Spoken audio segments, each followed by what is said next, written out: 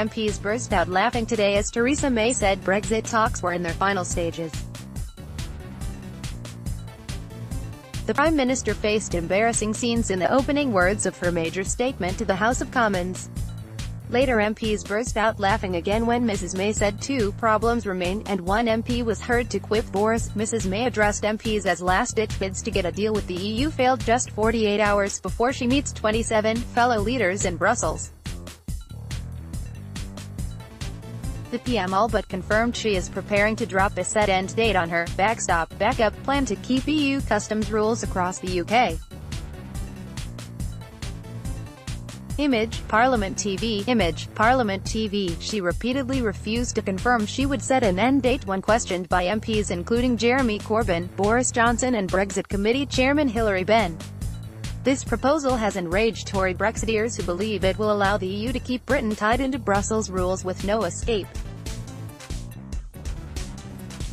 Mrs May today said, "We are not going to be trapped permanently," adding, "I want to be able to look the British people in the eye and say this backstop is a temporary solution," and she told Brexiteerian Duncan Smith she would expect that to end by December 2021.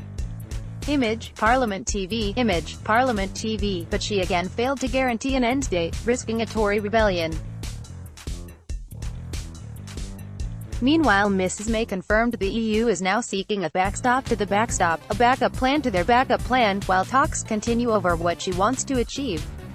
The backup is needed because the backup can't be negotiated in time in the next few weeks, Mrs May said. She added, however, that this backup will drive a border between Northern Ireland and the rest of the UK. And that policy was rejected last night when Brexit Secretary Dominic Raab made a failed last-minute dash to Brussels.